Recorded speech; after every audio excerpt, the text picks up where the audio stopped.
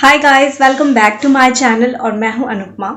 So guys, आज के इस वीडियो में जैसा कि आपने थंबनेल से देख ही लिया होगा, मैं बात करने वाली हूं कि मिट्टी के बर्तनों अगर आप यूज़ करते हैं या फिर आप खरीदने की सोच रहे हैं तो आपको किन बातों को ध्यान रखना ज़रूरी है, किन बातों की सावधानियां रखना ज़रूरी है, इसके प्राइस क्या है मार्केट में।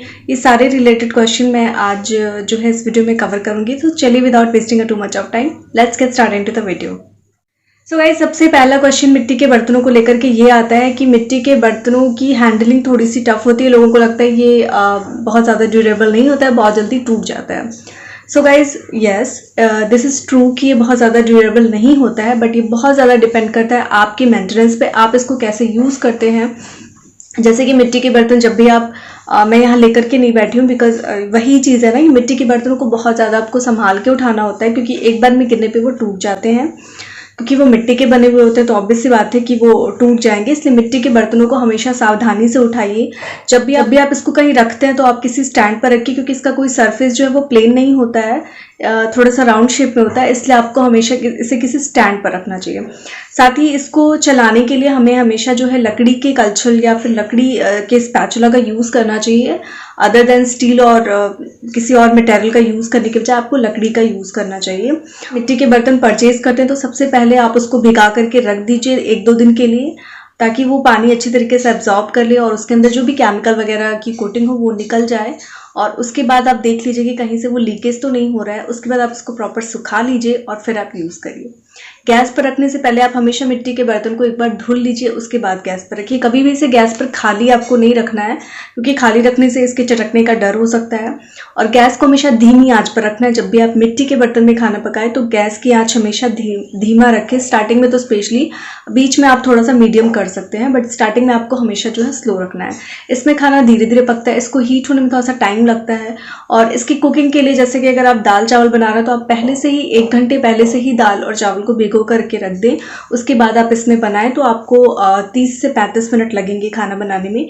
लेकिन अगर आप एक हेल्दी खाना खाना चाहते हैं तो थोड़ा सा टाइम टेकिंग है, इससे आपका गैस भी ज़्यादा खर्च होता है, बट आपको न्यूट्रिशन ज़्यादा मिलता है, क्योंकि मिट्टी के बर्तन में आपको फॉस्फोरस, कैल्शियम, मैग्नीशियम जैसे विटामिन और मिनरल्स मिलते हैं, जो कि हमारी हेल्थ के लिए भी बहुत अच्छे होते हैं। सो इस अकॉर्डिंग और खाने का 100% न्यूट्रिशन वैल्यू जो है वो हमें मिलता है।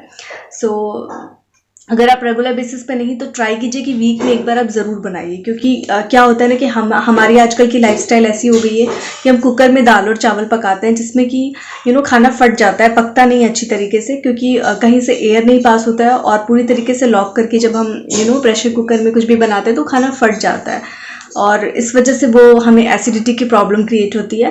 बट मिट्टी के बर्तन में ये प्रॉब्लम नहीं है। खाना प्रॉपर टाइम लेकर के और अच्छी तरीके से बनता है, इसलिए इसकी न्यूट्रिशन वैल्यू ज़्यादा होती है। हालांकि गैस ज़्यादा खर्च होता है और थोड़ा सा टाइम टेकिंग प्रोसेस है।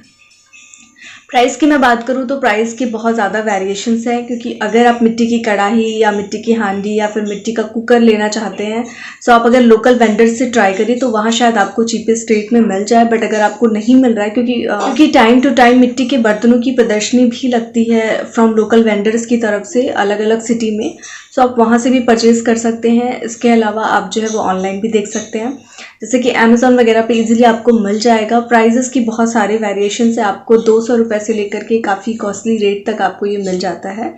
और 2 तरीके के मिट्टी के बर्तन होते हैं, एक लाल मिट्टी के बर्तन और एक काली मिट्टी के बर्तन। दोनों ही मिट्टी के बर्तनों को अच्छी तरीके से भट्टी में पकाया जाता है, ताकि इसके टूटने और क्रैक होने के चांसेस काफ़ी ज़्यादा कम हो जाते हैं। सो इस तरीके से इसका प्रोसेस होता है।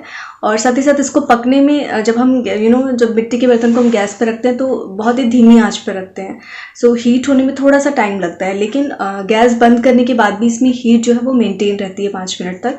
सो खाना, जैसे आपको खाना है तो आपने 5 मिनट पहले गैस ऑफ कर दी तो 5 मिनट तक आपका खाना गर्म रहेगा। साथ ही साथ मिट्टी के बर्तन में खाना ख़राब नहीं होता है। आप अगर 1-2 घंटे तक खाना मिट्टी के बर्तनों में ही आपने छोड़ दिया तो वो खाना आपका बिल्कुल भी ख़राब नहीं होगा, वेस्ट नहीं होगा, फंगस नहीं लगेंगे, तो आप उसको इजीली कंज्यूम कर सकते हैं। जैसे कि दिन में बनाया है तो आप रात में भी उस खाने को इजीली खा सकते हैं, इससे कोई साइड इफ़ेक्ट नहीं होगा। साथ ही साथ अपने इसके क्लीनिंग की बात करूं तो क्लीनिंग के लिए आपको क्या करना है कि मैं क्या करती हूँ पर्सनली कि मतलब मैं इसमें हल्का सा गुनगुना पानी जो है इसमें डाल करके सोक करके रख देती हूँ। 15 से 20 मिनट के बाद मैं एक नॉर्मल सॉफ्ट स्क्रबर की हेल्प से इसको प्रॉपर्ली वॉश कर देती हूँ बहुत ही अच्छे से, क्योंकि खाना फूल जाता है तो ईजिली क्लीन हो जाता है। आप जो है लिक्विड डिश वॉशर यूज़ कर सकते हैं इसको क्लीन करने के लिए, लेकिन कभी भी आप विम बार वगैरह यूज़ मत करिए, क्योंकि इसमें फिर एक सोप वाली स्मेल आ जाएगी। इसलिए उसको नेचुरली रहने के लिए आप लिक्विड डिश वॉश यूज़ कर सकते हैं। अदरवाइज़ आप नॉर्मल जो है गर्म पानी से भी वॉश करके इसको क्लीन कर सकते हैं। बट हाँ, अगर आप इसमें सब्जियां बना रहे हैं, लाइक तेल मसाले यूज़ कर रहे हैं, तो आप इसमें कभी भी दूध और दही मत रखिए, क्योंकि इससे इसके फटने के पूरे चांसेस हो जाएंगे।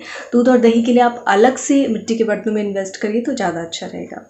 आई होप कि मैंने सारी आप सबकी क्वेरीज जो है सॉल्व कर दी हो इस सेगमेंट में। अगर फिर भी आपके मन में कोई डाउट है मिट्टी के बर्तन को लेकर के, इसकी किस तरीके से हैंडलिंग की जाए, प्राइस क्या है, या फिर खाना बनाने का प्रोसीजर क्या है, या फिर आप देखना चाहते हैं कि मैं मिट्टी के बर्तन में कोई कुकिंग वीडियो बना करके आप सबके साथ शेयर करूं, तो let me know in the comment section.